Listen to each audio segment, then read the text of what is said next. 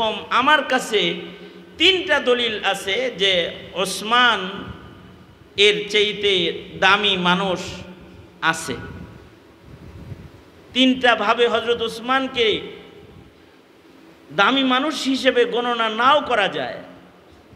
3টা বিষয় সামনে আসে আমার। একটা বিষয় হলো ওসমান তো ইসলামের ইতিহাসের প্রথম যুদ্ধ বদরে অংশগ্রহণ করেন নাই, কারণ যারা বদরে অংশগ্রহণ করেছে সাহাবীদের ভেতরে শরীয়তে ইসলামে তাদের অনেক দাম। কিয়ামত পর্যন্ত উম্মতে মুসলিমা তাদের নাম, তাদের এত দাম যে তাদের নাম উচ্চারণ করার পরে আল্লাহর কাছে হাত তুলবে উসিলা বানায়া। আসমাউল বদরিয়িন, বদরে যারা অংশগ্রহণ করেছে তাদের নাম লয়ে দোয়া করলে দোয়া কবুল হয়। এ কারণে মুনাজাতে মকবুলের ভেতরেও আমাদের আকাবিররা আসমাউল বদরিয়িনকে এনেছেন। হাকিমুল উম্মত থানবী রহমাতুল্লাহ আলাইহি দোয়া শিখানোর বই মুনাজাতে মকবুল, তার ভেতরে আসমায়ে বদরিয়িন যারা তাদের নামকে উনি এনেছেন। তার মানে তাদের নাম পড়ে দোয়া করলে দোয়া কবুল হয়। কারণ হলো তারা দামি, তারা ইসলামের জন্য প্রথম ত্যাগী মানুষ, যারা জীবন দিতে যুদ্ধের মাঠে গেছে, জীবন দেওয়ার জন্য গেছে। সংখ্যা কত? মাত্র 313। আমাদের দ্বীনি হালকাগুলোতে 313-র বরকত ধরা হয়। যেমন মাদ্রাসাগুলোতে 313 এর কমিটি গঠন করা হয়। কেন? ওই বদরি যাদের নাম নিলেও আল্লাহ দোয়া কবুল করে তাদের নামের বরকতগুলো নেওয়ার জন্য। সুবহানাল্লাহ, তাদের সংখ্যার সাথে মিল করে এটা করে। বিভিন্ন মসজিদগুলোতেও এমন বদরি কমিটি আছে। আমরা কিছু উলামা হযরতরা, নবীন কিছু আলেমরা একটা খেদমতে হাত দিলাম যে আমরা বাংলাদেশের 313 জন আকাবিরকে এক জায়গায় করব, এক বইয়ের ভেতরে, যারা বাংলাদেশের জন্য ত্যাগী মাশায়েখিন, কিন্তু তাদের কেউ চিনে না। তাদের নামটা জাতীয়ভাবে নিয়ে আসে। কিভাবে আনতে পারি? তো আমাদের মশওয়ারা তয় হলো যে 313 সংখ্যাটা লাগায়া বাংলার 313 মাশায়েখিনকে আমরা এক জায়গায় করি। আমরা একটা কিতাব প্রস্তুত করে ফেলেছি এর উপরে। কেন করলাম? এই সংখ্যাটার বরকত নেওয়ার জন্য। কারণ ইসলামের ইতিহাসে এরা প্রথম কাফেলা। এই সংখ্যাটার এদের অনেক দাম। কিন্তু আশ্চর্য বিষয় হলো নবীজি সংখ্যা করে দিয়ে গেছেন 313 জন, কিন্তু এই বদরে যারা অংশগ্রহণ করেছে তাদের ভেতরে হযরত ওসমান নাই। সাহাবী বলে ওসমান বদরে যায় নাই, তাই ওসমানের দাম কম। ওসমান উহুদে অংশগ্রহণ করে নাই, ওসমানের এদিক দিয়েও ফজিলত কম। কারণ উহুদের কোরবানি যাদের আছে তাদের আলাদা আলাদা দাম আছে। যেমন উহুদে কোরবানি আছে হযরত হানজালার, ওনার লাশ আল্লাহ তাআলা আকাশে উঠায়া জান্নাতের পানি দিয়া আল্লাহ তাআলা গোসল দিছে। এ কারণে শহীদদের নামে নাম আসার পরে আসে শহীদ। সাইয়্যিদুশ শুহাদা আমির হামজা শহীদ। এরকম যারা যারা শহীদ হয়েছে নাম আসে শহীদ। কিন্তু হাদিসের কিতাবে হানজালার নাম যখন আসে তখন আসে গাসিল। এমনকি তার ছেলে হাদিস রওয়ায়াত করেছে, তার ছেলের নামেও এসেছে রাওয়াহু ইবনুল গাসিল। অর্থাৎ ওই পয়লা রাত্রে যে ছেলেটা মায়ের পেটে আসছে হানজালার, তার ছেলে এই হাদিসের রিওয়ায়াতকারী রাওয়াহু ইবনুল গাসিল। উহুদের যারা শামিল উহুদের যুদ্ধে তাদেরও অনেক দাম। হযরত উসমান উহুদেও শামিল হন নাই। এরপরে সাহাবায়ে কেরামের ভেতরে মর্যাদা বন্টনে এটাও দেখা হয় যে কারা বাইআতে রিদওয়ানে অংশগ্রহণ করেছে। নবীজি যখন কাবার প্রেমে মদিনার থেকে বের হয়ে গেছে, কাফেররা হুদায়বিয়ায় বাধা দিয়ে দিছে, আল্লাহর রাসূলকে ঢুকতে দিবে না কাবা ঘর জিয়ারত করতে। তো আল্লাহর নবী ওইখানে একটা বাইআত করেছিলেন, বাইআতে রিদওয়ান। রিদওয়ান বাইআতে যারা অংশগ্রহণকারী তারা সাহাবায়ে কেরামের মধ্যে তুলনামূলক দামি সাহাবী, কারণ এরা নবীর হাতে হাত রেখে বায়াত নেওয়া সাহাবী। তো সাহাবী বলে যে উসমান তো বায়াতে রিদওয়ানে অংশগ্রহণ করে নাই। এর ফাঁকে একজন যে আছে হযরত আলী কাররামাল্লাহুর ভক্ত, সে চিল্লায় বলে ঠিকই উসমান রে খলিফা বানানো ঠিক হয় নাই, আলীরে বানানো দরকার ছিল। যখনই এই বর্ণনা দিছেন আর সে আওয়াজ দিছে, হযরত আব্দুল্লাহ ইবনে উমর রাদিয়াল্লাহু আনহুমা তিনি ওই চাচারের ডাইকে বলে চাচা এদিকে আসেন,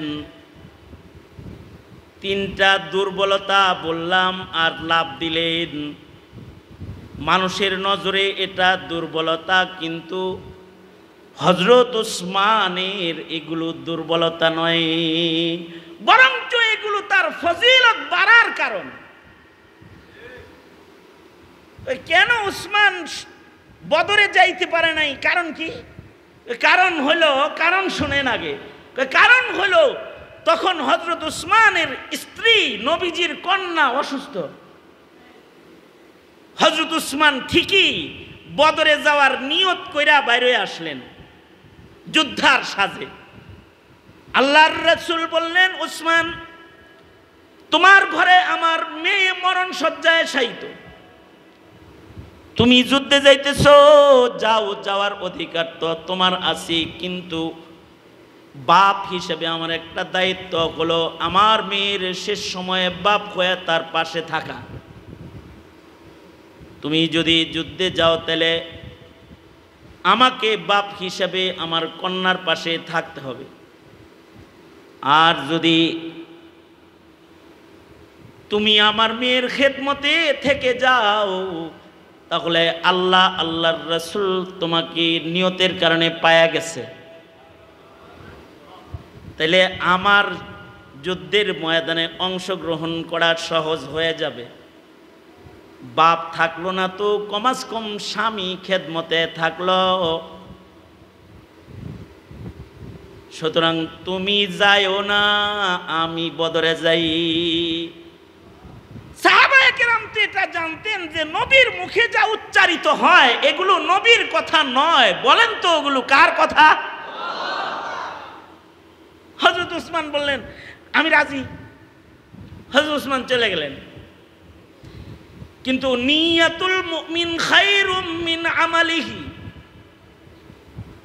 আল্লাহর রাসূল সাল্লাল্লাহু আলাইহি ওয়াসাল্লাম যুদ্ধের থেকে যখন বিজয় অর্জন করে সাহাবায়ে কেরামদেরকে নিয়ে মদিনায় আসলেন, কারা কারা বদরে অংশগ্রহণ করেছে আল্লাহর রাসূল যখন এটা লিস্ট করলেন, উসমান কিন্তু বদরে যায় নাই, কিন্তু আসমাউল বদরিয়িনদের লিস্টের ভেতরে সরওয়ারে দু আলম নবী নিজের হাতে ওসমানের নাম লিখে দিলেন।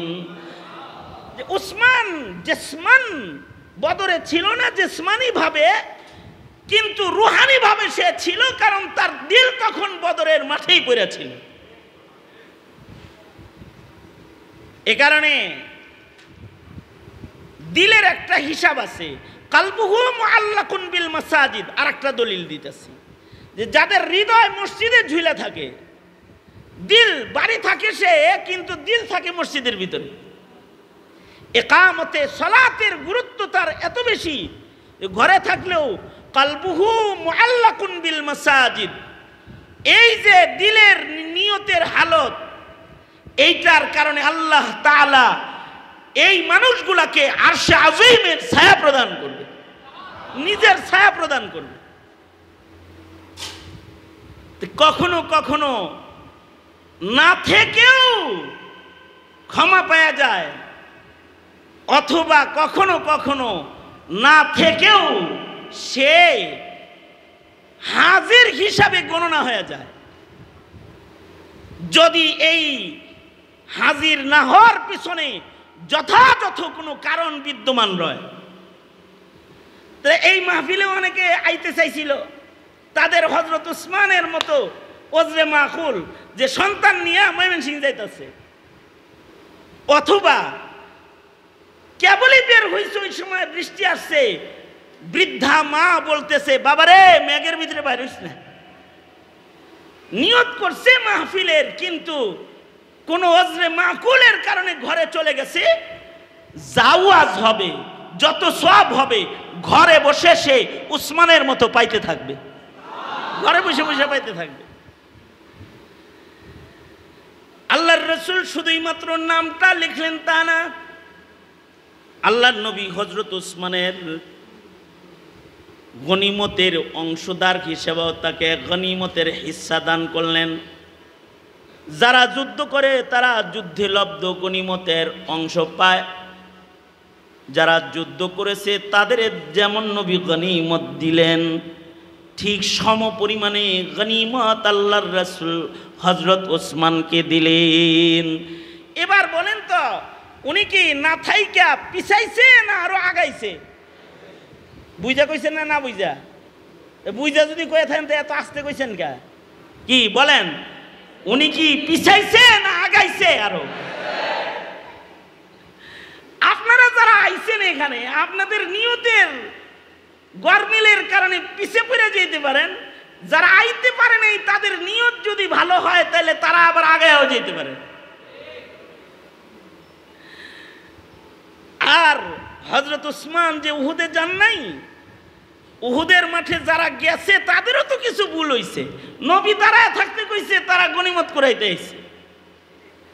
আল্লাহ তাআলা যারা যায়া ভুল করছে, যারা না যায়া ভুল করছে, এদের সকলকে আল্লাহ তাআলা কোরআনে কারীমের আয়াত নাজিল করে সাধারণ ক্ষমা দিছে। এইটাকে উসমান রাদিয়াল্লাহু আনহুর মর্যাদা কমানোর, দলিল বানানোর কোনো সুযোগ নাই। বাইয়াতে রিদওয়ান যেমন মানুষের মূল্য বাড়ার জন্য, সাহাবীর মূল্য বাড়ানোর জন্য দলিল, বাইয়াতে রিদওয়ান তেমন উসমানের মূল্য বাড়ানোর জন্য দলিল। আব্দুল্লাহ ইবনে ওমর বলে, আল্লাহর রাসূলকে যখন কাফেররা বাধা দিল, যাইতে দিবে না, সরওয়ারে দু আলম নবী মশওয়ারায় আসলেন। কেউ বলে আবু বকরকে পাঠান। হযরত আয়েশা সিদ্দিকা বললেন, বাবা নরম নরম মানুষ দেওয়া হবে না। কেউ বলে উমররে পাঠান। হযরত উমর বলে আমি গরম, আমি গেলে মারামারি লেগে যাবে। তো সবাই মিলা বলে একজন এমন আছে যাকে আরবের সবাই সম্মান করে, তার নাম উসমান ইবনে আফফান। উসমান ইবনে আফফানের জন্য সবচেয়ে বেশি যোগ্য হযরত উসমান নবীজির প্রতিনিধি হইয়া মক্কায় কথা বলতে গেলেন। আমরা যুদ্ধ করতে আসি নাই, আমরা কিন্তু উমরা করতে আসছি। ভুল বুঝো না। কখনো কখনো কেউ কেউ নেকির কাম করতে যায়, কিন্তু অনেকেই তাদেরকে ধারণা করে ফেলায় যে আমরা নেকির কাম করতে আইছি, যে এটা বুঝেই না। অনেকে না বুঝার কারণে তারা কখনো কখনো বাধার প্রাচীর হয়ে যায়। যেমন আল্লাহর রাসূল যাইতেছে উমরা করতে, কিন্তু একদল বুঝমান লোক যাদের খুব আকল, তারাও বাধাপ্রাপ্ত, বাধা দেওয়ার জন্য নবীজির পাশে দাঁড়ায় গেছে, নবীজিকে বাধা দিতে নবীজির সামনে দাঁড়ায় গেছে। মনে করেন এই সংগঠন ইসলাহি মাহফিল করতেছে, এইটা অনেকের বাধার প্রাচীর হয়ে দাঁড়ায় গেছে, অনেকের ভালো লাগবে না।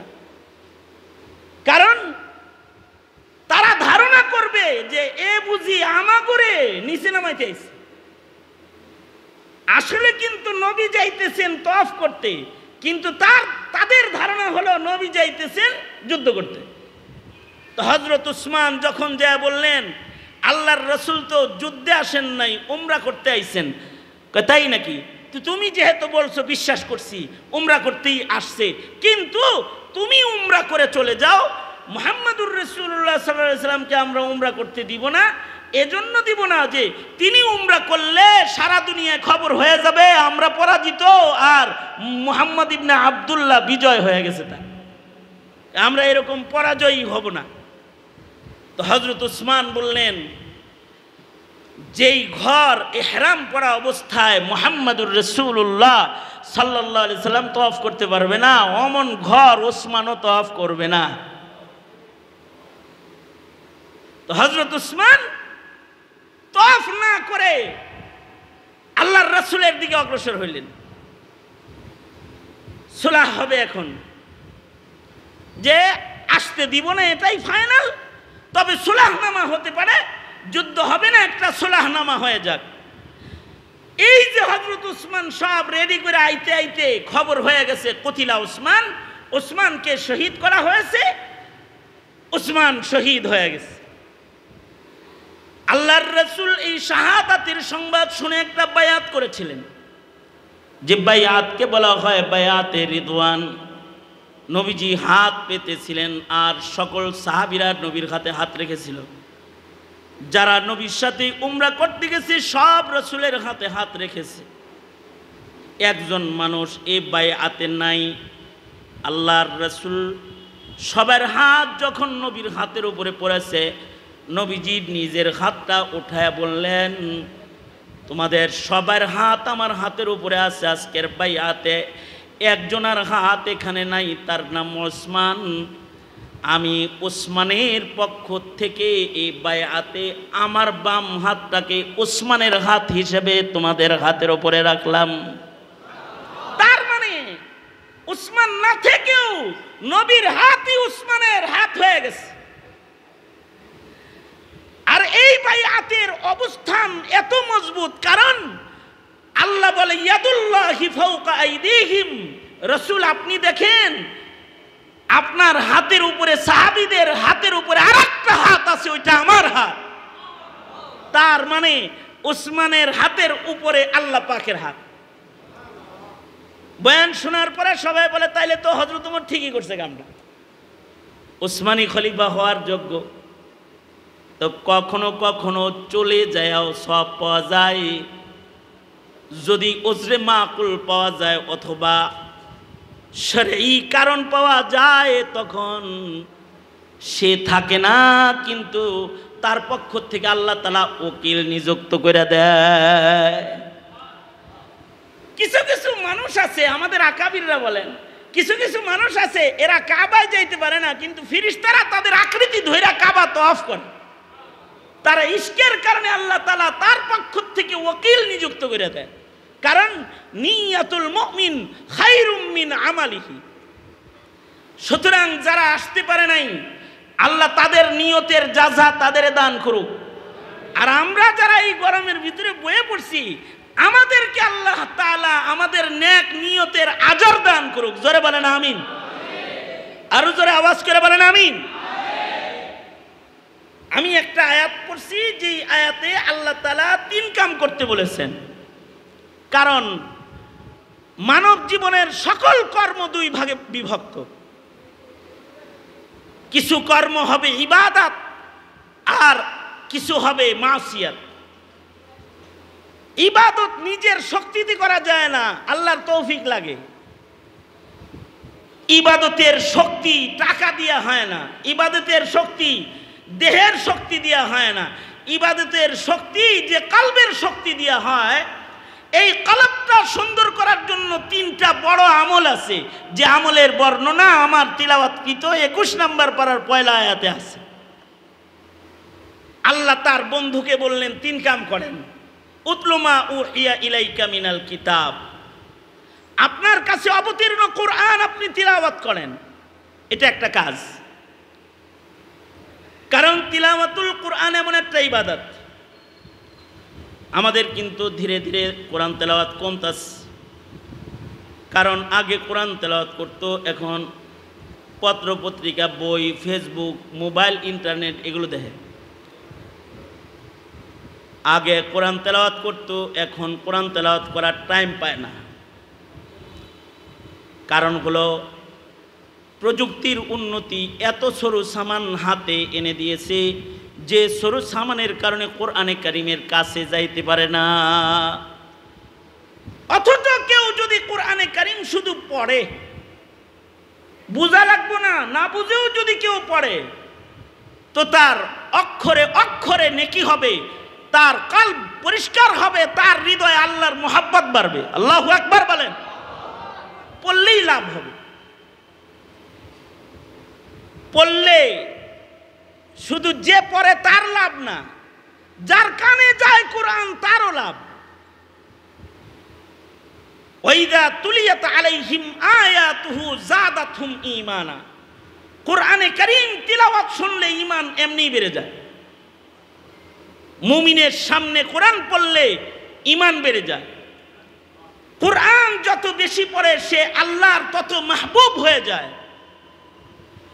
কোরআনের সাথে নিসবত যত গভীর হয় বান্দার দাম তত বেশি বেড়ে যায়। কারণ কোরআনের সাথে যা লাগে ওইটারই দাম বেড়ে যায়। মাস লাগে মাস দামি হয়ে যায়, রাত লাগছে রাত দামি হয়ে গেছে, ব্যক্তির ছোঁয়া লেগেছে ব্যক্তি দামি হয়ে গেছে। যেমন হযরত উসমান, উনি অধিক কোরআন পড়তেন তাই ওনার দাম বেড়ে গেছে।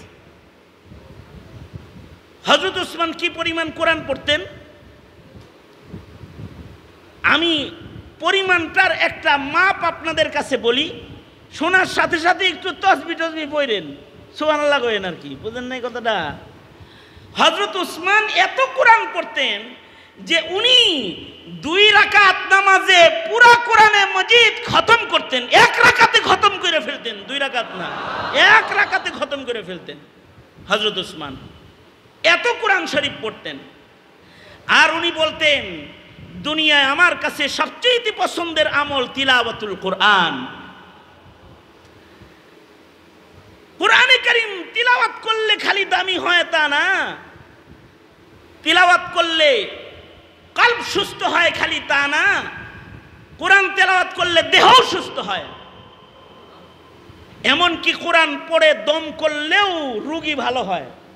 কারণ এর ভেতরে জিসমানি ও রুহানি সকল রোগের ঔষধ আল্লাহ তাআলা কোরআন তেলাওয়াতের আমলের মধ্যে দান করেছে।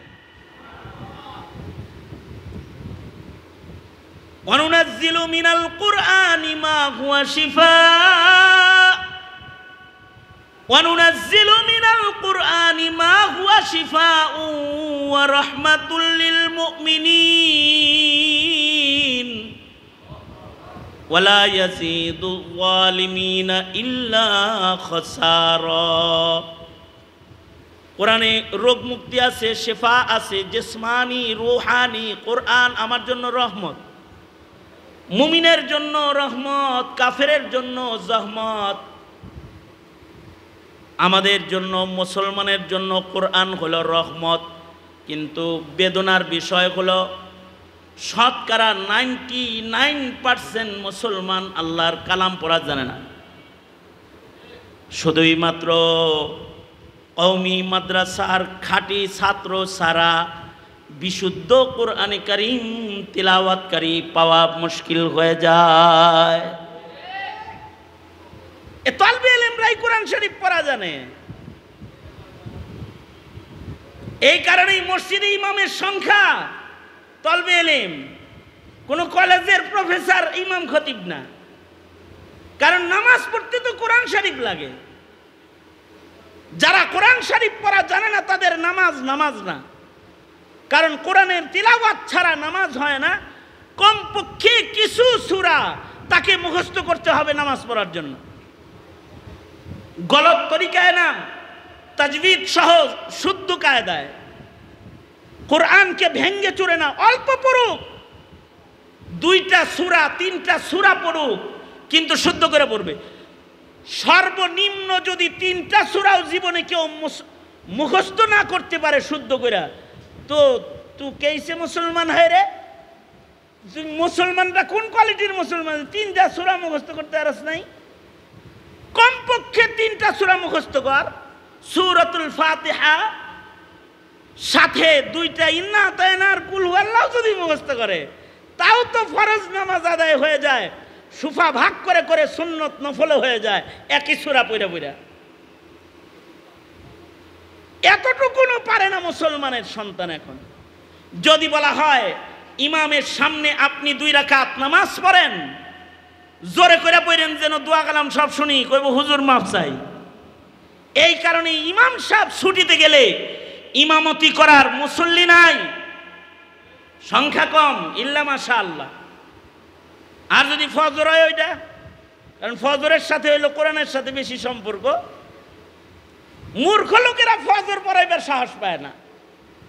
এমনকি ফজরের লম্বা কেরাত যার কোরআনের সাথে সম্পর্ক নাই সে করতে পারবে না, কারণ ফজরের তিলাওয়াতটা লম্বা, কোরআনের সাথে ফজরের সাথে আলাদা সম্পর্ক।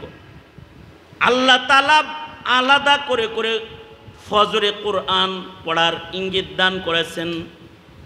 আকিমিস সালাতা লিদুলুকিশ শামসি ইলা গাসাকিল লাইল ইলা গাসাকিল লাইলি ওয়া কুরআনাল ফাজর ইন্না কুরআনাল ফাজরি কানা মাশহুদা। লম্বা করে কোরআন শরীফ পড়বা ফজরে, কারণ ফজরের কোরআন এইটা সাক্ষী। যারা পড়ে তাদের জন্য তিলাওয়াতের সাক্ষী, আর যারা ফজরে দাঁড়িয়ে কোরআন শুনে মজা পায় তাদের জন্য কোরআন শোনার সাক্ষী। কারণ যারা কোরআন শুনবে তারাও 10টা করে নেকি পাবে, এবং যারা কোরআন শুনবে তাদেরও ঈমান বেড়ে যাবে। আল্লাহু আকবার জোরে করে বলেন, ঈমান বেড়ে যাবে কোরআন শুনলে। এই কারণেই ওয়াজ শুনলে পরে ঈমান বেড়ে যায়। ওয়াজ শোনার পরে নিরিবিলি বসে আল্লাহর কাছে তওবা করে ফেলায়, কারণ কোরআন শুনলে ঈমান বেড়ে যায়। কোরআন শুনলে তো কুফরও ঝরে যায়। শরীয়তে ইসলামে আরেকটা উসমান আছে, এর সম্পর্ক কোরআনের সাথে। আল্লাহর রাসূল একদিন বসে রইছেন, আর এই উসমান ইবনে মাজউন নামক উসমান তখনও মুসলমান হয় নাই, তিনিও বসে আছে। এমন সময় কোরআন শরীফের একটা আয়াত নাজিল হলো, অনেক দামি আয়াত নাজিল হলো। প্রতি শুক্রবারে আয়াতটা আপনাদেরকে সূরা নাহলের 90 নম্বর আয়াত আপনাদেরকে শোনানো হয়। এইটা নাজিল হইল, উসমান ইবনে মাজউন সামনে বসা। উনি বললেন, আল্লাহর নবী, আপনার দেহের ভাব দেখে মনে হইতেছে কোরআনের আয়াত নাজিল হইছে। কি নাজিল হইছে আমি আগে শুনবো। আল্লাহর রাসূল পড়ে শোনায়া দিলেন। কোরআন শুনলেও এত লাভ হয়। শোনার সাথে সাথে উসমান ইবনে মাজউন বলে, এইটা মানুষের কথা হইতে পারে না, আমি কালেমা পড়ে মুসলমান হয়ে গেলাম। সাথে সাথে মুসলমান হয়ে গেছে।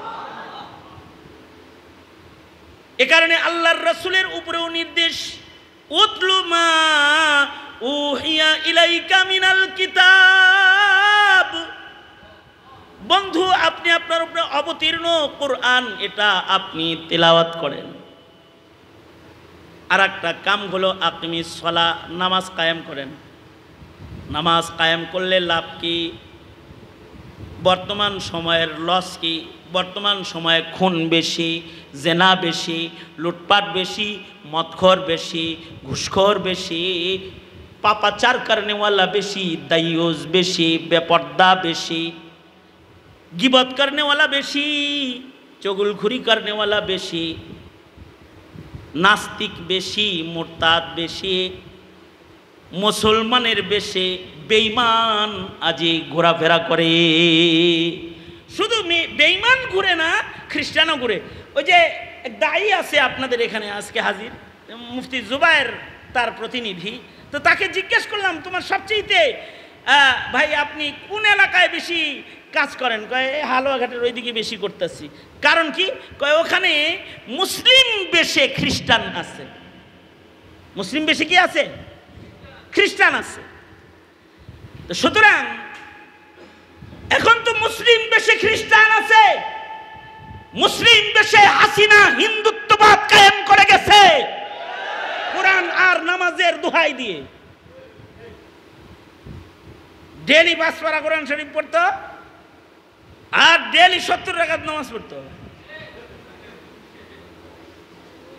মুসলমানের দোহাই দিয়ে হিন্দুত্ববাদ প্রতিষ্ঠা করে গেছে। কোরআন তেলাওয়াত যদি সমাজে জারি থাকে তাহলে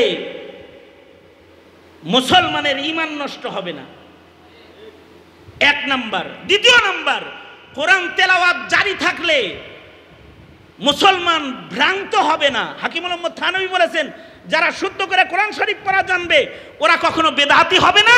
এ কারণে সমাজে যত বেদাতি পাইবেন একটারেও কোরআন পড়া ভালো পাবেন না, একটারেও পাইবেন না ভালো। এই কোরআন শরীফ পড়তে পারে না। আর কোরআনের আওয়াজ যদি কাফেরের কানে যায় তো কাফেরও মুসলমান হবে। উসমান ইবনে মাজউন বলে আমি কালেমা পড়ব। শুধু তাই না, কোরআন শুনে আকসাম সাইফি এসে বলে কুনু রুআসা ওয়ালা তাকুনু আযনাবা, তাড়াতাড়ি যে কোরআন ধরার কালেমা পড়ে মুসলমান হয়। এ কারণে কোরআন শুনাইলেও লাভ, এ কারণেই ওয়াজ দরকার, এ কারণে তিলাওয়াতের প্রোগ্রাম দরকার, কোরআনের লম্বা লম্বা তিলাওয়াত দরকার। কি দরকার আছে না নাই জোরে বলেন। অনেকে বলে না বুঝা কোরআন পড়লে লাভ কি? না বুঝা পড়লেও লাভ আছে, বেকুব তুমি মাসালা জানো না। আর নামাজ না পড়লে মুসলমানের ছেলেরা বেঈমান হয়, কারণ ইচ্ছাকৃত নামাজ না পড়নেওয়ালা তার ঈমান নষ্ট হয়ে যায়। আহমদ বিন হাম্বল তো বলেছেন মুরতাদ হয়ে যায় সে, সাথে সাথে মুরতাদ। ইচ্ছা করতেও যারা নামাজ পড়ে না, পড়লে লাভ কি? পড়লে লাভ হলো সকল প্রকারের ফাহেশা ও মুনকার কর্মকাণ্ড থেকে তার নামাজ তাকে বাঁচায় রাখবে। আল্লাহু আকবার বলেন। নামাজ বাঁচায় রাখবে। মনে মনে ভাবতে পারেন হুজুর আমি তো নামাজ পড়ি, তারপরেও কেন গুনাহ করি? তার নামাজ তাকে গুনাহ থেকে বাঁচাবে না যার নামাজ ইকামত হবে না, ইকামতে সালাত যার হবে না। ইকামতে সালাত কেমনে হয়? ইকামতে সালাত করতে হলে শুদ্ধ নামাজ পড়তে হয়। ইকামতে সালাত করতে হলে শুদ্ধ কোরআন শুদ্ধ দোয়া পড়তে হয়। ইকামতে সালাত করতে হলে হুবহু নবীর তরিকায় রুকু সেজদা করতে হয়। হার সুন্নতের হিফাজত করতে হয়। ইকামতে সালাত করতে হলে উক্ত মতো নামাজ পড়তে হয়। ইকামতে সালাত করতে হলে জায়ে সুজুদ মসজিদে যায় নামাজ পড়তে হয়। ইকামতে সালাত করতে হলে নিজে পড়তে হয়, আবার অপরকে নামাজে ডাকতে হয় এবং অপরকেও নামাজ পড়াইতে হয়। এই সব মিলে হলো ইকামতে সালাত। 1 নাম্বার বলছি কি? সিহাত, সুন্নতের মাসায়েলের সব দিকের মাসলা ছাড়া যদি নামাজ পড়ে নামাজ হবে? মাসায়েল না যায় না, মাসায়েল না যায় না নামাজ পড়লে তো উল্টাপাল্টা হইব। মিয়া কি করলে নামাজ ভাঙ্গে এটা জানে না তো নামাজ ভেঙ্গে ফেলবে। যেমন আমি একবার মসজিদে হারামে নামাজ পড়তেছি, বুড়া চাচা একটা আমার সাথে আছে নামাজে, ওনার গলায় ওনার ছেলে মোবাইল ঝুলাই দিছে একটা, ওই কতক্ষণ পর পর খালি রিং আসে ওইটার ভিতরে। চাচা তো ধরা আর বন্ধ করা ছাড়া আর কিছু পারে না, বারবার কাটে। এরপরেও কে যেন রিং করে, 2 রাকাতের মাঝখানে বইয়া কয় এই নামাজ পড়তেছি পরে কল করিস। এরপরে আবার হেই জি আগের মতোই নামাজ পড়ে। আমি তো ওনার পাশে দাঁড়ায় আমার নামাজ শেষ, আমি নামাজ পড়বো না হাসবো। নামাজের পরে বললাম চাচা এই যে মোবাইলে কথা কইলেন এরপর এমনি সালাম ফিরাইলেন, ওইলো কিছু কে হইব না, কে আল্লাহর ঘরে আইছি। মাসাইল সারাত নামাজ পড়লে নামাজ হয় না, সুন্নত তরিকায় নামাজ না পড়লে নামাজ হয় না, উক্ত মতো নামাজ না পড়লে নামাজ হয় না। কখনো কখনো উক্ত সুইটা গেলে নামাজ সুইটা যায়, ওই নামাজ আর ওই জায়গায় নেওয়াই যায় না উক্ত সুইটা গেলে। যেমন ফজরের সময় ফজরের নামাজ, জোহরের সময় জোহরের নামাজ, এমন কি সুন্নতের সময় সুন্নত নামাজ, যেমন মনে করেন সুন্নতে মুআক্কাদা যেগুলো আছে, সুন্নতে মুআক্কাদা, ফজরের আগের সুন্নত সুন্নতে মুআক্কাদা, জোহরের আগের সুন্নত সুন্নতে মুআক্কাদা। এই কারণেই যদি সুন্নতে মুআক্কাদা জোহরেরটা কারোর ছুইটা যায়, তাইলে জামাতে নামাজ পড়া আগে 4 রাকাত পড়তে হয়, তারপরে 2 রাকাত পড়তে হয়। আর ফজরের সুন্নত যদি কারোর ছুইটা যায়, এটা সুন্নতে মুআক্কাদা, এটা পড়ার ব্যাপারে গুরুত্ব দিয়ে আল্লাহর রাসূল কোন riwayate বলেছেন এটা সুন্নত না, এটা ওয়াজিব। এত গুরুত্ব দিয়া ফজরের আগের সুন্নত পড়ে। এ কারণে মাসআলা হলো ফজরে ইমাম, ফরজ নামাজে ইমাম ইমামতিতে দাঁড়ায় যদি গেল, এমন সময় কেউ যদি মসজিদে গেল, তো তার সুন্নত ওয়াক্ত শেষ হয়ে গেল। মানে ইমাম নামাজ শুরু করেছে, এমন সময় আর সুন্নত পড়ার ওয়াক্ত নাই। এ কারণেই জোহরের আগের সুন্নত পরে পড়লে সুন্নত হয় না, নফল হয়। কি হয়? নফল হয়। সুন্নত তো ফরজের আগেই আদায় করতে হবে। তবে একটা সুন্নত আছে যেটা নামাজ চলাকালীন অবস্থায়ও পড়া যায়, সেটা হলো ফজরের আগের সুন্নত। এটা ফরজ নামাজ ইমাম কেরাত পড়া অবস্থায়ও পড়া যায়। তবে ইমাম সাহেবের খাসলত যদি এমন হয় যে লম্বা কেরাত পড়ে, আর মুসল্লির যদি ইয়াকিন হয় যে দ্বিতীয় রাকাতটা আমি পাবো, তার আগে কোরআন পড়তে পড়তে আমার সুন্নত পড়া হয়ে যাবে, তাইলে সুন্নত পড়বে। আর যদি দ্বিতীয় রাকাতও ছুটে যাওয়ার ভয় হয়, তাইলে সুন্নতের ওক্ত শেষ। এবার ওক্ত না থাকার কারণে সুন্নত বাদ হয়ে গেছে, ডাইরেক্ট ফজরের জামাতে তাকে শামিল হইতে হবে। কারণ এই সুন্নতগুলো এগুলো সুন্নত, কিন্তু মুমিনের নামাজ নামাজ হওয়ার জন্য জামাত হইল ওয়াজিব। জামাত কি? জোরে আওয়াজ করে বলেন, জামাত কি? ওয়াজিব। ওয়াজিবের কারণে সুন্নত ক্যান্সেল হয়ে যাবে। কিন্তু এবার ফজরের সুন্নত যদি কেউ পড়তে চায়, তাহলে কখন পড়বে? মনে করেন ফজরের নামাজ ইমামের পিছনে পড়ছেন,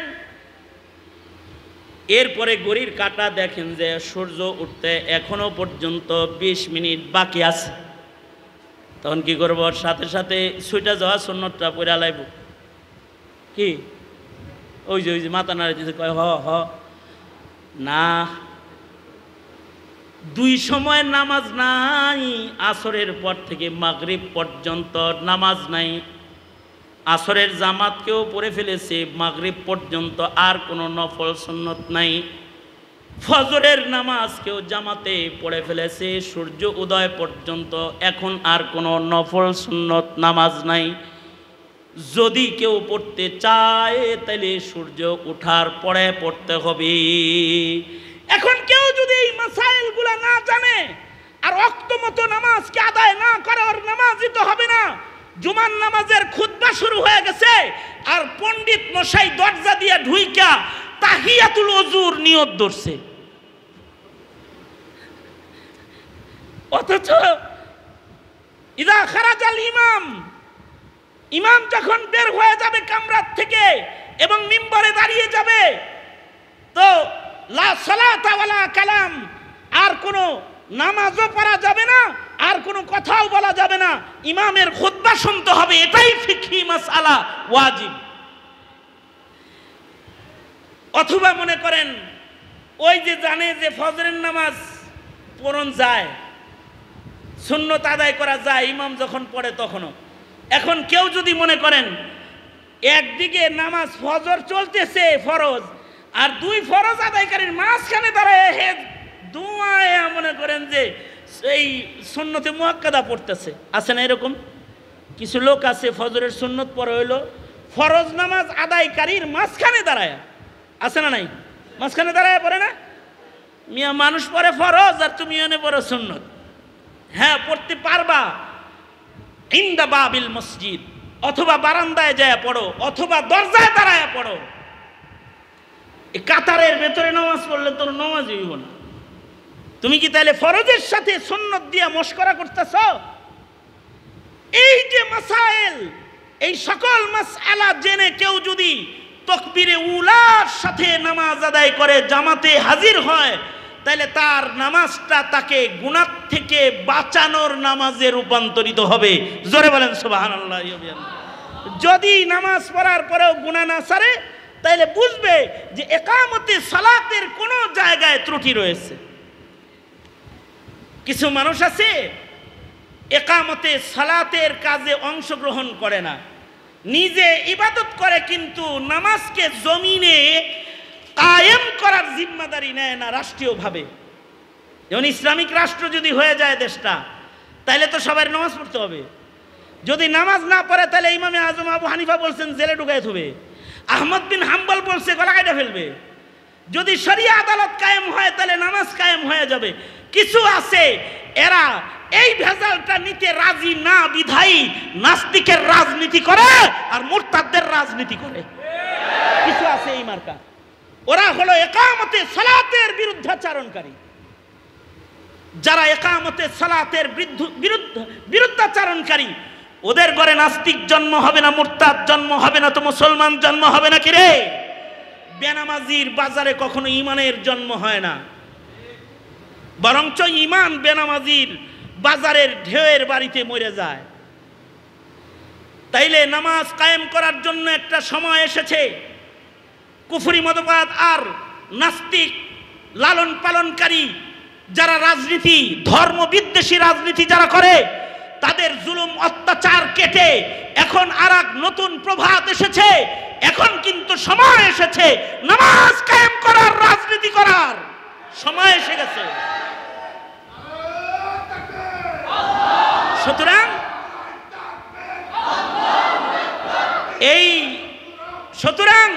এই ইকামতে সালাতের কর্মসূচিকে বাস্তবায়ন করার জন্য উলামায়ে কেরামের সাথে রাষ্ট্রীয়ভাবে নামাজের বিধান মুসলমানের মাটিতে প্রতিষ্ঠা করার আন্দোলনে অংশগ্রহণ করতে রাজি আছেন তো? ইনশাআল্লাহ রাজি আছেন তো? কারণ এটা আল্লাহ পাকের নির্দেশ। তাহলে 2 নম্বর নির্দেশ হলো ইকামতে সালাত করো, 3 নম্বর নির্দেশ হলো জিকির করো। কোন শায়েখের কাছে যায় জিকির করলে তরবিয়ত হয়, তরবিয়ত হইলে আখলাক ভালো হয়। কিছু কিছু মানুষের ইমান ভালো, কিছু কিছু মানুষের আমল ভালো, কিছু কিছু মানুষের ইলম ভালো, কিন্তু আখলাক খারাপ। আখলাক কখন খারাপ হয়? যখন জিকির কম হয়। আখলাক তখন খারাপ হয়ে যায় যখন জিক্রুল্লাহ থেকে সম্পর্ক কমে যায়, ইবাদতের লজ্জত নষ্ট হয়ে যায়, আখলাক তবিয়ত নষ্ট হয়ে যায়। যদি এটাকে কেউ ভালো করতে চায় তাহলে ওয়ালা যিকরুল্লাহি আকবার লিকুল্লি শাইইন সিকালাতুন ওয়া সিকালাতুল কুলুবি যিকরুল্লাহ।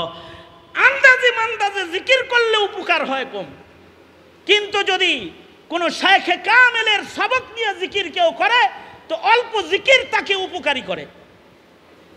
সুতরাং এই ত্রিমুখী কর্মসূচি, তিলাওয়াতুল কুরআন ঘরে ঘরে জারি, আর ইকামতে সালাতের কর্মসূচি, আর জিক্রুল্লাহর পাবন্দি, এই 3টি নির্দেশ আল্লাহ এই তিলাওয়াতকৃত আয়াতে করেছেন।